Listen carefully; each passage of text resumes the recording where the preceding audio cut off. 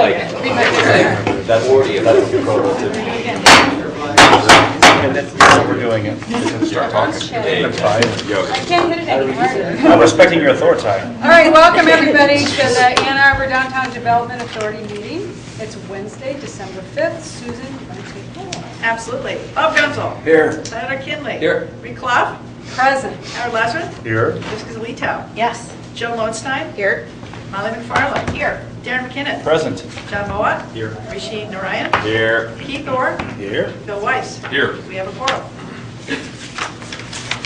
All right, first on the agenda, can I have a motion to approve the meeting agenda? So moved. Second. Great. Have to vote. All those in favor say aye. Aye. All those opposed? Motion passes. Next up, audience participation, and I have Alan Haber.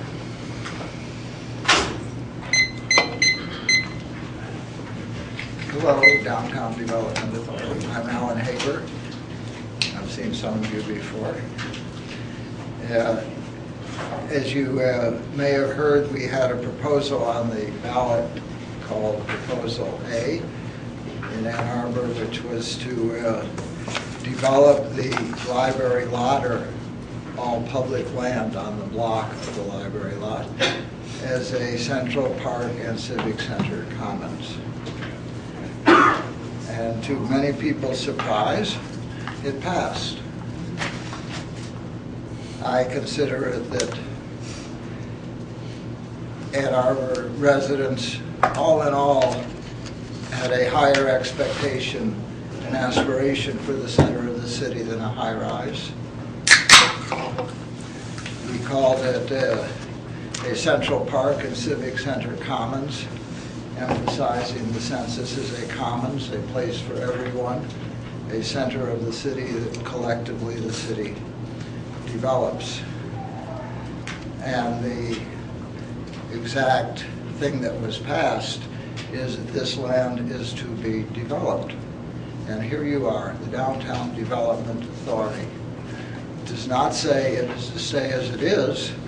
It's to be developed as a Central Park and Civic Center Commons. And I'm here to encourage you, whatever might have been your previous aspirations or expectations for this, it is now the place for all of us to develop as a center of the city, inclusively, beautifully, as best we can, given the problems of the space and its limitations. But nonetheless, this is a creative town, and we can do something very beautiful there. And that's really what I want to put to you, that you each see, well, what could really be a place in the center of the city that draws the neighborhoods together, the organizations together, the communities together, that evolves over the time, and we project a kind of a 5-year development period. This expectation will be at some point of realization in accord with the Ann Arbor bicentennial of 2024. And so it is I'm here to make that encouragement, that part of your head that says, well, this could be beautiful, but this is what I think, that we are in a period of gathering aspirations and the expectation to exceed our expectations. How we have this conversation in the community about what could really be there for everyone is a challenge for your own board, for the city council, for the other city commissions and so on, and for the organizations of the town. One idea is to invite this conversation on the space itself and to be developed. As I said, it means not to leave it as it is. Consider getting the cars off and opening the space for the development of a civic center commons. And one way to encourage this conversation in its deepest level would be to invite the Huron Tribal Council, the Potawatomi Nation, to establish there a longhouse to encourage this conversation. So you might think that that would be something you could well do for all of us. Thank you. Thank you, Alan. You're welcome. Are there any other audience participation? All right, with that then, seeing none, we will go to reports from the city boards and commissions. Ray Detter. If I fall, pick me up.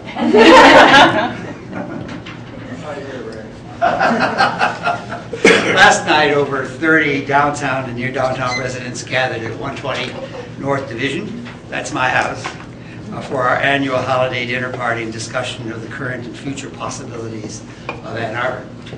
Wine, hors d'oeuvres, and social conversation were followed by a shared and informed sit-down discussion of what was going on in town, particularly relating to development and affordability.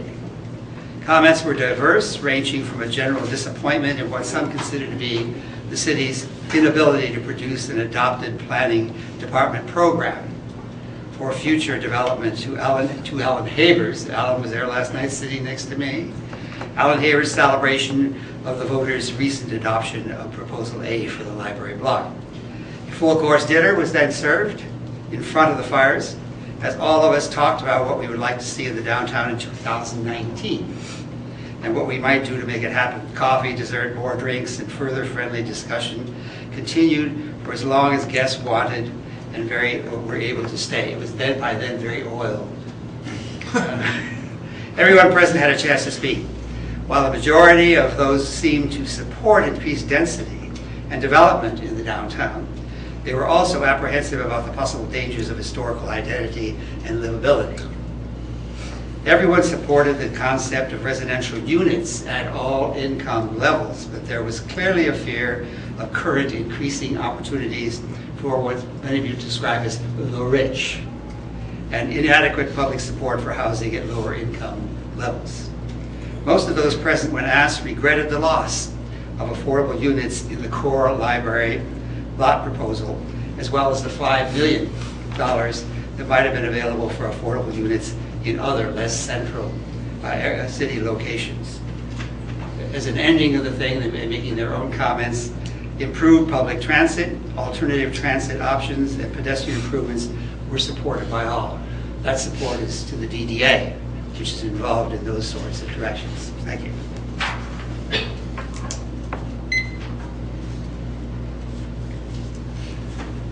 Thank you, Ray. Are there any other DDA communications? Yep, so as many of you know, I do 2 monthly conversations as a DDA board member, 1 walking tour and 1 sit-down chat. This month is this coming Saturday, December 8th, starting at 10 a.m. on the west side of Blake Transit Center. We'll walk the People-Friendly Streets projects. Dave, do I remember that you've come on one of the walking tours? All right, so they do happen. They're a real thing. Awesome. They're really productive, and it's interesting to lay eyes on the things that we talk about on paper and in these conversations so often and talk about them in situ. And in fact, it was one of the walking tours where we discovered that there was a stop sign where we had planned a stop sign, so that was exciting. So the walking tour is this coming Saturday, 10 a.m. The chat is next Wednesday, so Wednesday a week from today, the 12th, at 7 p.m. at Mallett's Creek Library. I'll play the exact location by ear, but we're going to try to be by the fireplace. So that's it. Anybody else? All right, so next up is Susan, Executive Director, Communications. So a part of our business in December is to establish the meetings for the coming year. If you turn your packet over, back, we've begun to sketch things out. We are already acknowledging that there may be some meeting dates that need to be shifted due to holidays. We follow the city's schedule of avoiding religious holidays wherever possible. What we are proposing, though, largely looks like it does today for those that are listening at home. The DDA board will continue to meet in 2019 on the first Wednesday of the month at 12 noon. The executive committee of the board meets the hour before at 11 o'clock on the first Wednesday here at the office. We are looking at partnerships committee meetings on the second Wednesday of the month, and we're acknowledging maybe a couple of them may be adjusted. Our Capital Improvements Committee meets the third Wednesday at 11 o'clock here at DDA, and there doesn't look to be many changes. Operations Committee is in the last week of the month. Sometimes people think of it as the fourth week, but it's actually the last week of the month, and that's at 11 on that Wednesday. And Finance is the last Thursday of the month at 1. And we've noted that at the end of the year, just as it is this year, we may have to make adjustments due to the holidays. So unless people have concerns or questions, we'll put these forward to the community and let people know that's when we'll be meeting. Thank you. Thank you, Susan. Next, I need a motion for the approval of the minutes. All those in favor of approving the minutes as written, say aye. Aye. All those opposed, say something. Motion passes. On to subcommittee reports, and first up today is capital improvements. John. Great, thanks, Marie. Fifth and Detroit construction update. Probably to no one's surprise, some of the work is going to be uncompleted, need to be finished in the spring due to weather and challenges with asphalt labor disputes, et cetera, et cetera. The contractors are going ahead and placing as many of the bricks as they can in areas and putting in temporary asphalt, temporary protective measures for over the winter and so forth. Marta's done a good job of communicating with folks. I think, at least to my knowledge, we haven't, people understand. I think people are starting to kind of go into hibernation mode for the winter anyway. So I think all in all, things are going to get buttoned up, and obviously I think what's emphasized is keeping it safe for pedestrians. And for those of you who have been down there, I think it's in good, safe shape for the winter. Second project, Huron Street. Our consultants are finishing up the bid packets, which are going to be released mid-month, with bids coming in January 15th. So we're going to have our CIC meeting scheduled for the January 23rd, a little bit out of normal sequence, so that we can review those bids. The way it's being bid, there'll be what's called unit pricing, which will allow some flexibility. Obviously, the bidding environment, as we all know, is challenging right now. Who knows kind of what comes in. With unit pricing, it allows scope to be sort of adjusted and changed, and as needed as we see the results of the bids. One of the things that I thought was very smart of our design team and consultants was that apparently there's been a challenge getting good landscape trees. There's just been a shortage. And so what they asked the committee is whether we would be okay with us pre-purchasing, basically, trees for the project to allow us to get good-sized, healthy trees, be able to go out on in the nurseries and tag good specimen trees. And I know from my experience it's really key to actually have good stock go in to begin with. So I thought that was an excellent idea, and the committee supported that notion. Next thing for that project is that DTE has a concurrent project that they want to do with replacing a section of gas line. So our intrepid staff folks, Amber and company, have been working with DTE, looking at the scheduling and also looking at what cost-sharing measures can be taken to sort of soften the blow. So one way to look at it is if anything we get out of them helps our budget, right? For repaving and those sorts of things.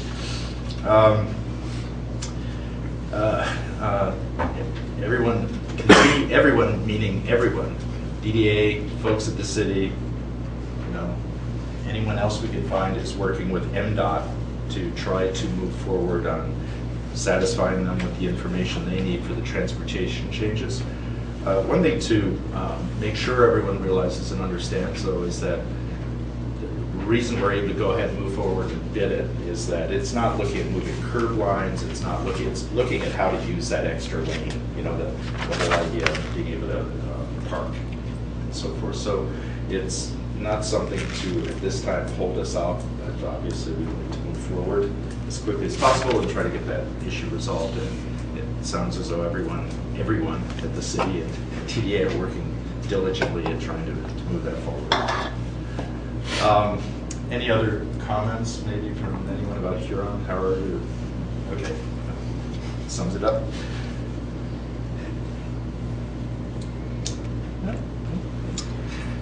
First, Ashley and William.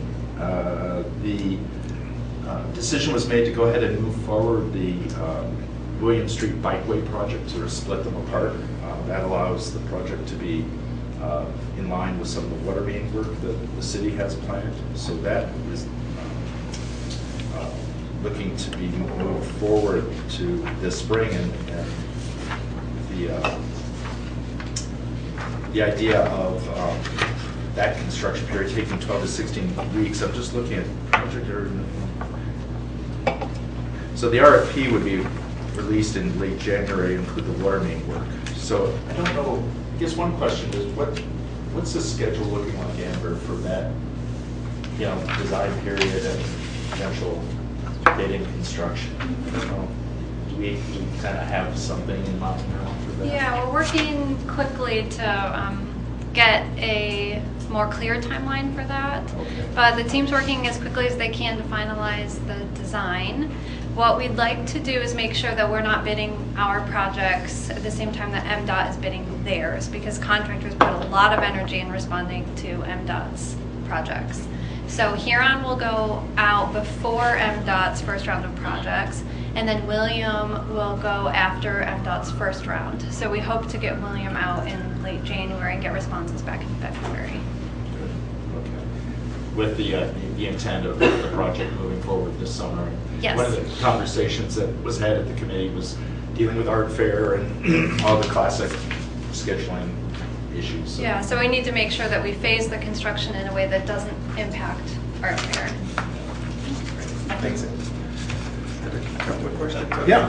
There had been talk about piloting the bike lane, so if we're moving it forward, then we're just going to go straight into the Yeah. project and hope it all works the way we hope it does. Yes. And there are some curb changes in this, aren't there? It's not using the existing curb to curb. Aren't there some like down near the east side? We're installing bump outs where we can to shorten crossing Right. distance. And then there is one block, I believe, between Maynard and Thompson where we need to narrow it just slightly to get enough width to install the bike lane. Aside from that, the Okay. curbs are staying the same. Okay, thanks. The other piece related to it too is that there are ongoing conversations with the university with the notion of the bikeway obviously ending at State Street and what that means to the university across the way and how that area gets reworked.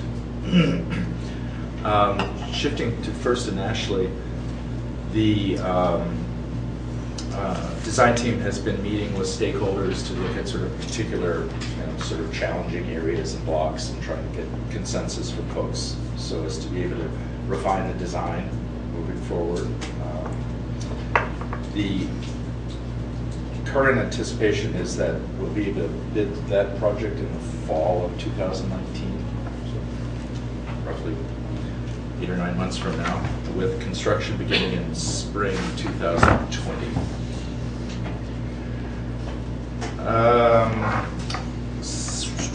The last piece we talked about was future project planning. And you'll see it, got some handouts at your desk. One is a sheet that says potential DDA CIP projects and opportunities for collaboration. One is a spreadsheet with some numbers, and one is some sort of a map of city planned projects. As many of you know, our staff works hard coordinating with the city on capital improvement projects, CIP projects, capital improvement projects moving along so that we can align with the city on water main projects and those sorts of things. And so this is kind of where we are at this point after quite a long period of time working. The focus has been that there really are two areas where oh, you don't? Oh, sorry about that. I didn't realize. No, I'll just we're use not reading the same thing you're reading. All right, thanks. When I referred to the DDA CIP projects and opportunities for collaboration, those of you who were at the committee meeting, it's a sheet that Amber handed out, but it basically is a synopsis of what's shown on the spreadsheet for new projects, which focus on two things. One is the initiatives moving forward for bikeways, expanding the work that the city is doing downtown, establishing bikeways, and the other is allocating dollars for alley improvements. For many years, there's been a lot of conversation about how to upgrade the alleys with all the problems there are, with trash and with how they're used. So I think there's a fair amount of excitement around the idea that maybe the alleys can be transformed and not only solve the problems, but maybe even create some interesting spaces. We saw in Detroit spaces that are at lighting and speakers and can be used for performance and art and those sorts of things. So those are two of the major initiatives. What you'll see in the spreadsheet is that the top area is committed projects.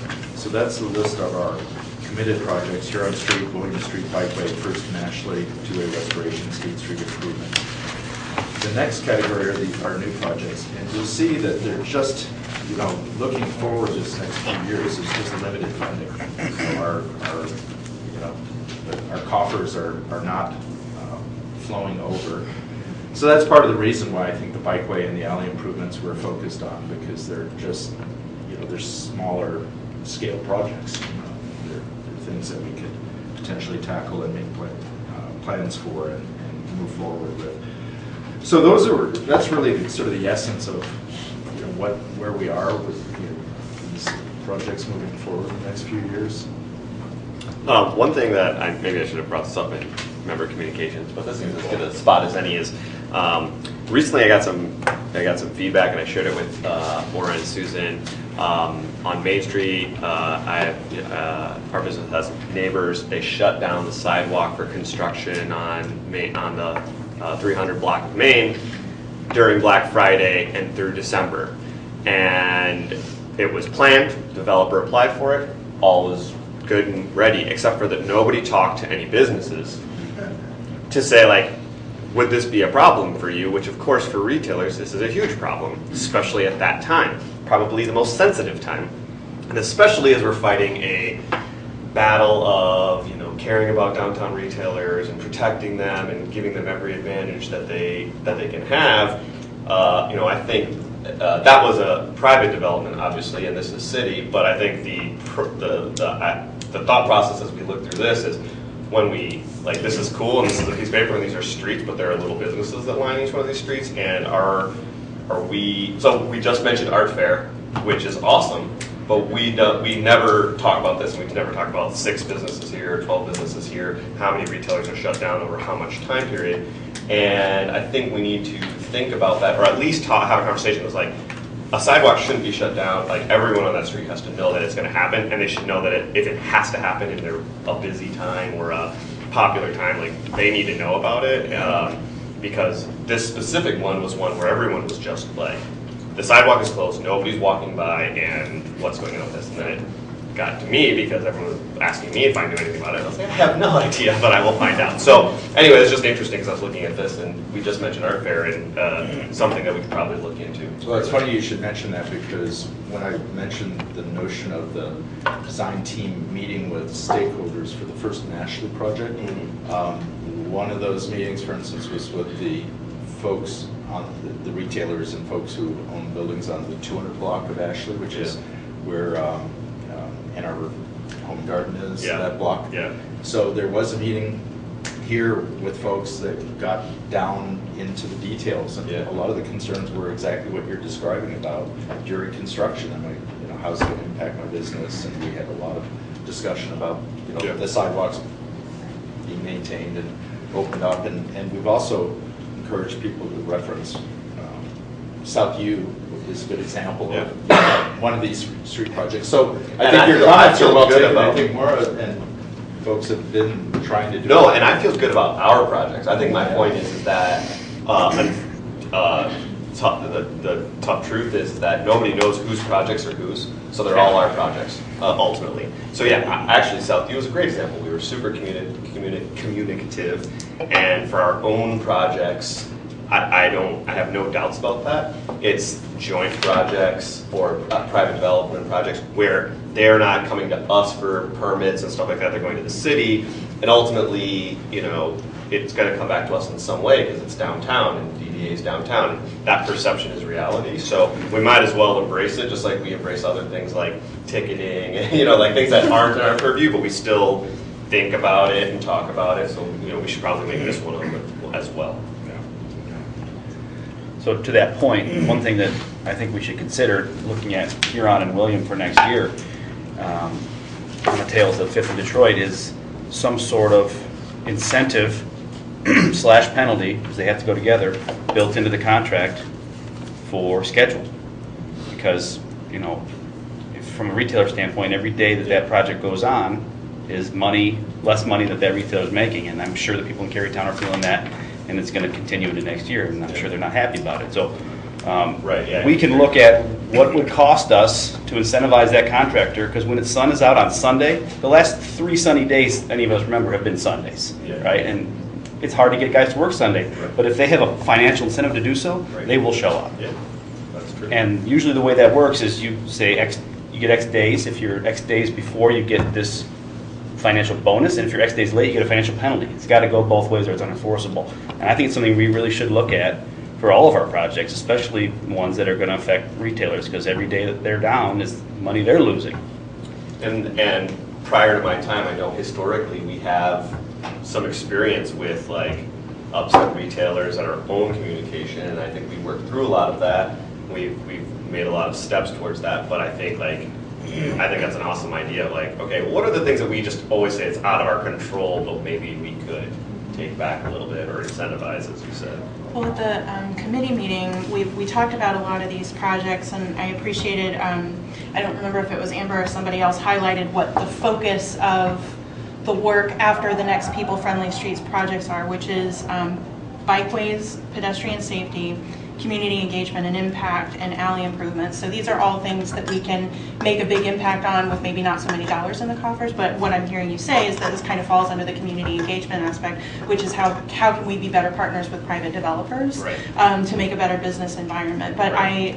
So I'm relatively new to the DDA. I feel very lucky to come into a group that's done projects like Southview and 5th and Detroit. It makes me look awesome, even though I've had nothing to do with it. But being a part of the people-friendly streets projects planning, and then understanding that, like with William and First, we're planting the seed for a bike network, and then thinking about how the DDA plugs into the city's larger capital improvements plan, how that network is going to continue to spread through the downtown and also past downtown, how it's going to make the city a safer place to be, and for pedestrians as well. So it was an exciting opportunity to be a part of that conversation and start to get a better understanding of how our work informs the rest of the city as well.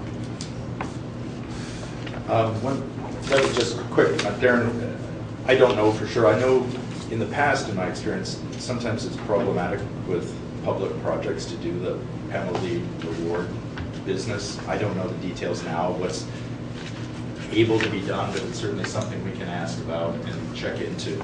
But I just want to make you aware it's a little different than private projects sometimes. But it's something that's worth looking into. In my past experience working for private or public institutions and being responsible for public dollars, I've done it. So I know it's possible. But like I said, you have to have both sides. You can't just have a penalty.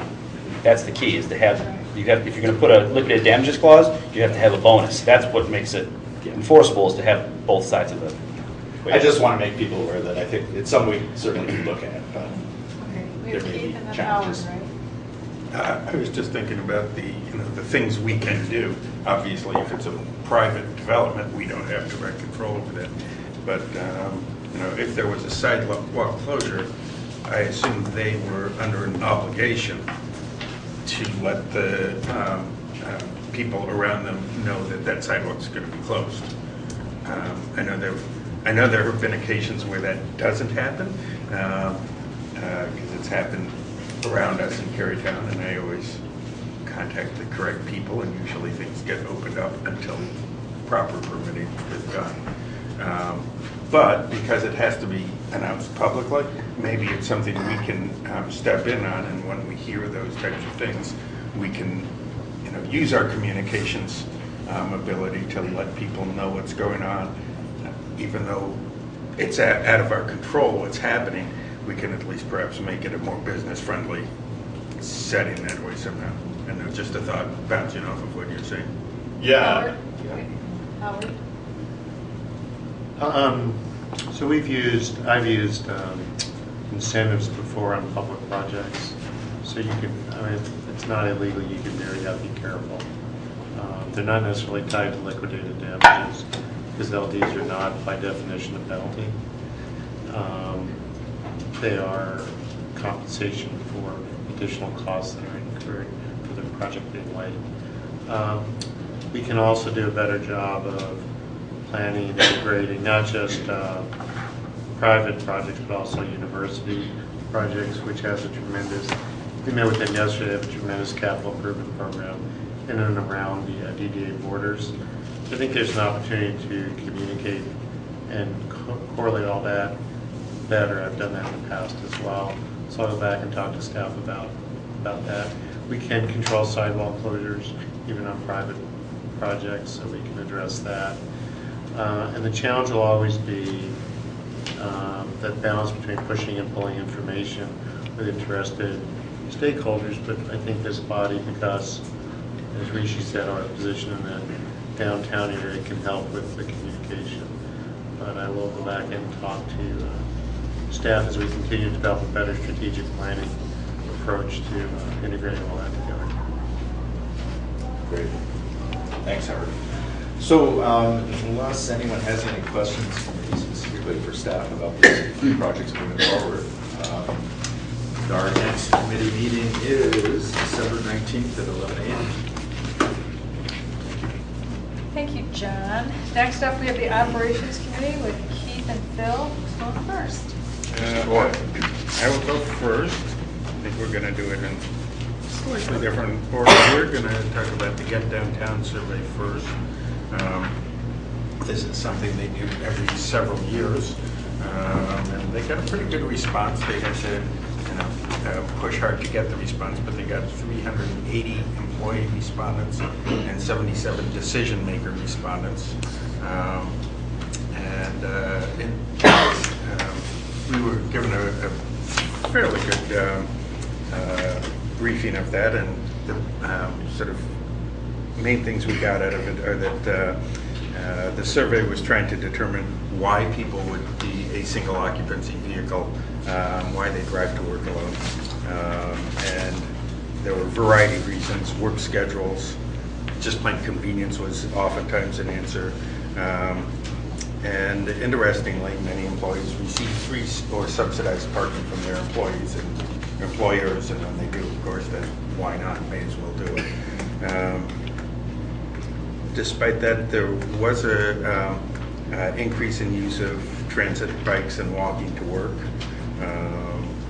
Interestingly, decision makers were pretty clear about their how they viewed Get Downtown program as benefiting their employees and their company. And in fact, in at least one case, they said if the program were closed, they'd probably find someplace else to locate their business.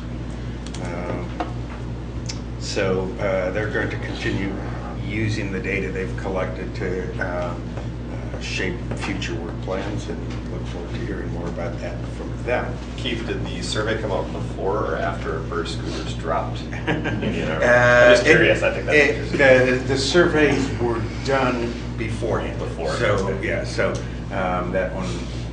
So it was not incorporated. That'll be into interesting it. for The next year. results came out afterwards, but that is fairly meaningless. I hope they add a question about that, if that's added into the whole, does that help encourage you to take the bus more? Because I feel like it would for me. I'm just curious if that's... Yeah. No, it was before the flock arrived. Yeah. Any other questions about it? I think Chris is here if anyone does have more detailed questions. Let's see. Next in your packet is the monthly parking and transportation report. Go through that. What is it? Page 14 through 17. The highlights of it are that we now have the e-park system fully installed.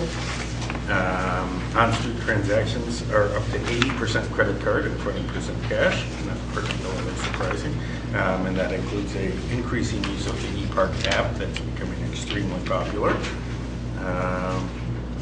As you recall from previous ones, we did a fall maintenance walkthrough, and most of those items have been completed. The few that haven't are going to be completed in the spring. It's not exactly a bike house in terms of the enclosed bike house like we have at Maynard and Ashley, but we have added a 30-space bike parking area inside 4th and Washington garage, and that's now complete. And I'm not sure if we have any even anecdotal information about how well it's being used at this point, but you know, last time I went by, it was fairly full, so people are finding it clearly. Lane operations use, which is how often the lane is open or closed, remains excellent at something like 99.97% or something, and largely due to proactive maintenance. So the few times it's down, it's for that maintenance, which means it's not down other times. And finally, big exciting news, the First and Washington Condominium Group met. Not a whole lot moved forward on it because there are no plans for forming the actual condominium association, but the fact that there was a meeting is a step forward we've been waiting for quite some time, so that was exciting news. And I toss it over to Phil. All right. First on my list is to give an update on the Ann Ashley project, expansion project. Site plans were submitted to the city several weeks ago, and we're still waiting a response. The city staff are 10 days past the deadline. We're doing everything we can to encourage them to provide their responses. Mr. Lazarus, is there anything that you could do to help encourage them to provide, not to put you on the spot, Howard, I'm sorry. I was told to do so, however. and told to apologize. Self-preservation. You don't have to answer that. Take a note. Okay. The Maynard let me just respond to that. And I'll give you the same response I gave yesterday when we talked to the university. You should all be very glad that we have a very busy plan review section as opposed to having people sitting around waiting for plans to come in. For it is a sign of a healthy and vibrant city that we have so much work to do. But I will go back and see how we can do it. Thank you, sir. Well played. Now should he drop the mic? Yeah, that was good. That was good. That's better than yours. We're talking about the possible expansion of the Maynard parking office. The committee asked the staff to do some additional investigation, contact a commercial broker to get some information about available commercial spaces around the city, around downtown, and compare costs and easier customer access versus expanding the current office. So that is in process. Staff is working hard at putting together that information, and we'll revisit that question at next month's meeting, which is Thursday, December the 20th at 11 a.m. Operations Committee. Any questions, comments? Sir? I have a comment, and it's about, and it goes back also to the Huron Street project. We've had some internal discussions about having certain areas be payment by app only and not having pay stations. And on Huron Street in particular, it may be helpful to remind people that you can't park during certain times if there's no way to pay for those spaces. So it's something that we're going to bring back and want to have more discussions about, particularly as Keith said, with more and more people paying by credit card and using the app. I think it saves us some long-term replacement costs, but it's also a way to regulate areas where we may have some concerns about people parking when they're not supposed to. Noted. Thanks. Anything else? Thank you. All right, next up is the Finance Committee. Thank you. The November committee meeting was canceled due to lack of agenda items. Our next Finance Committee meeting is Thursday, December 20th at 12:30. We will meet immediately after the Operations Committee meeting, so you can get 2 for 1 on that day. And the committee will begin work on the fiscal year 20 and 21 budgets. So you're all welcome to join us then. Bob, you run a tight finance committee, tight operations. Fishy? He wins. Just don't meet. Show up with all the girls. We're not meeting.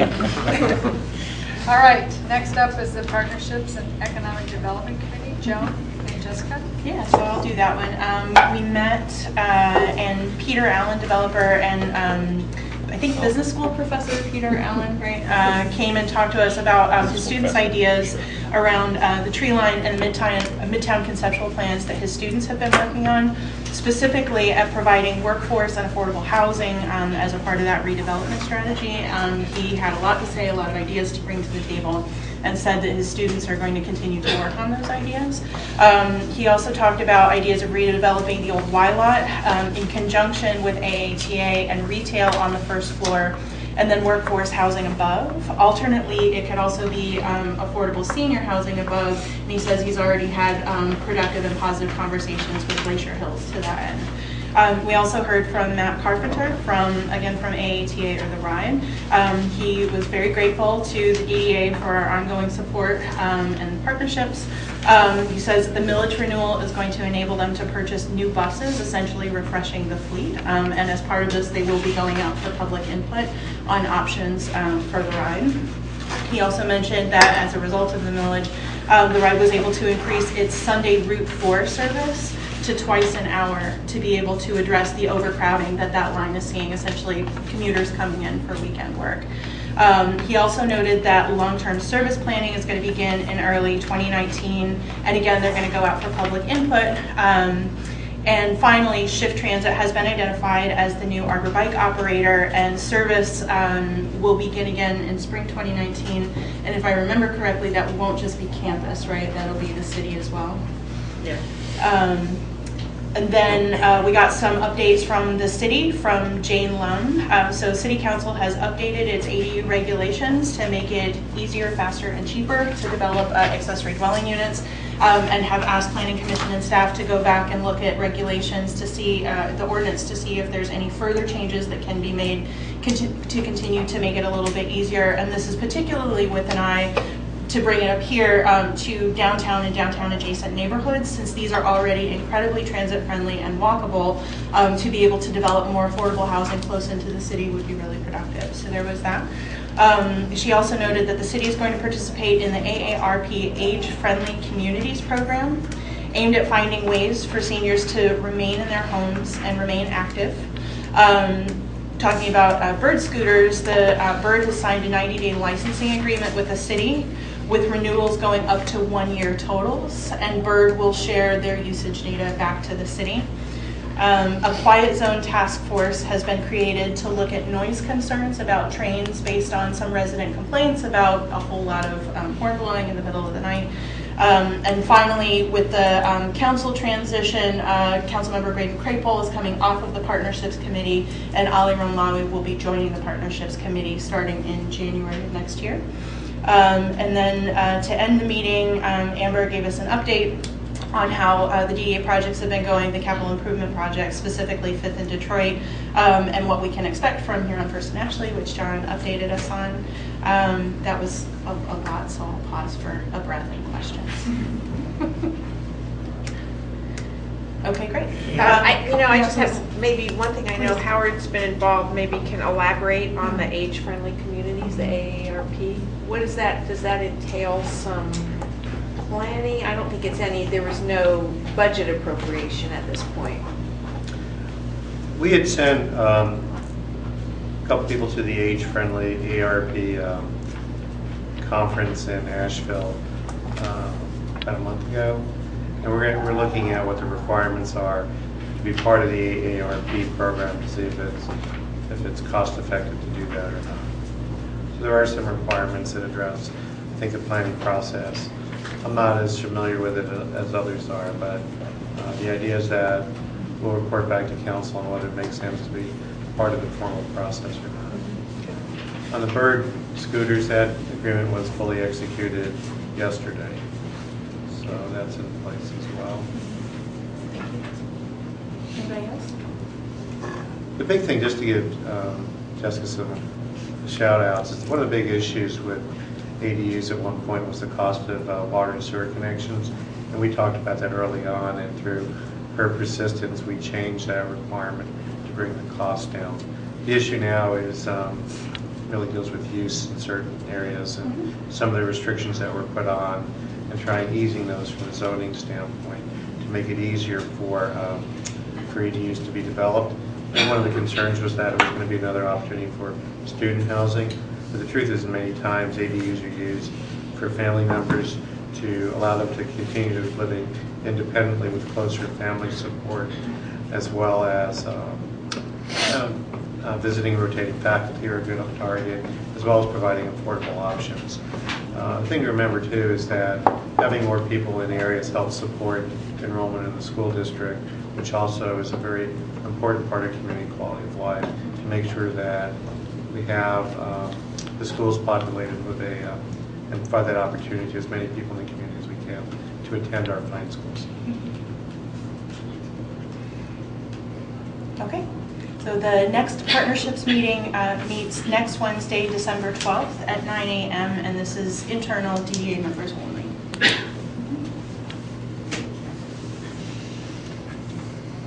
Executive committee, we just reviewed the board agenda for today. And nothing else. So our next committee meeting is Wednesday, January 2nd at 11 a.m. So that brings us to new business, and we have one item on here, a FOIA appeal. So Jada.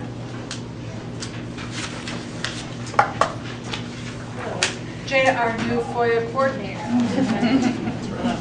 A FOIA request was received from Dave Askins on Wednesday, October 24th, 2018, in which he requested a copy of the agreement signed around 2007 or 2008 by the Ann Arbor DDA and First Martin Corporation about various easements and other matters related to the construction of the underground parking structure. On October 30th, 2018, the DDA denied the request, stating that it had no documents in its possession that matched the request. An appeal was received from Mr. Askins on December 3rd. In light of the fact that the appeal indicates that Mr. Askins has received a 2009 document, it's clarified for us that that 2009 document is in fact what he was seeking. I suggest that the board provide Mr. Askins with a copy, another copy of that document. So, anybody have any issues with that? Great. Okay, number 10, other audience participation. Is there anybody that would like to speak?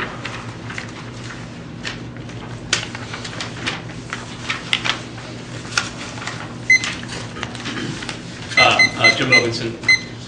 So I'm here. We had a Watts meeting this morning, Watts technical meeting this morning, and then I went over to City Hall to the Transportation Subcommittee talking about the e-scooter issue, micro-mobility issue, and now I'm here. One thing I think is important for people to keep in mind, particularly at this time in the city, is some of the narratives that have been happening. As I was even listening to people speaking, I already have full proposals for the redevelopment of the old Ann Arbor YMCA site with all of those elements, all of them in them.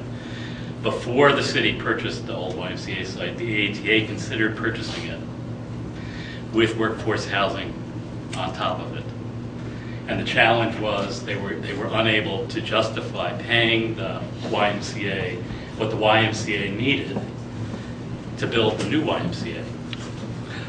That was kind of the issue. They said, well, if we're going to have to get rid of the asbestos and all these kind of things, we won't be able to, pay you the full $3.5 million. And the YMCA said, but we need the $3.5 million.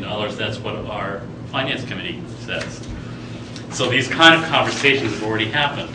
The ADU conversation has, I remember the first time around, I remember the second time around. The basic issues are not new.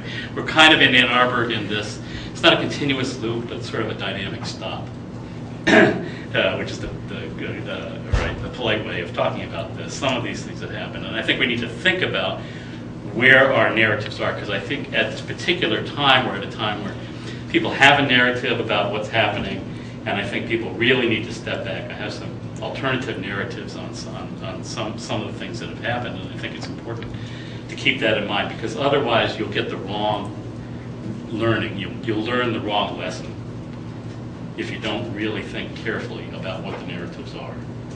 Was city council ahead of the curve on the library lot or not?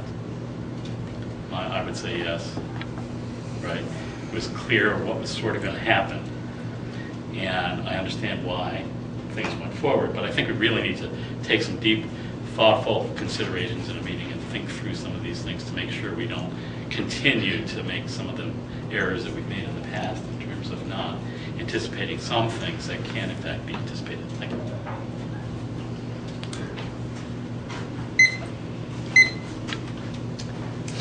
Any other audience participation?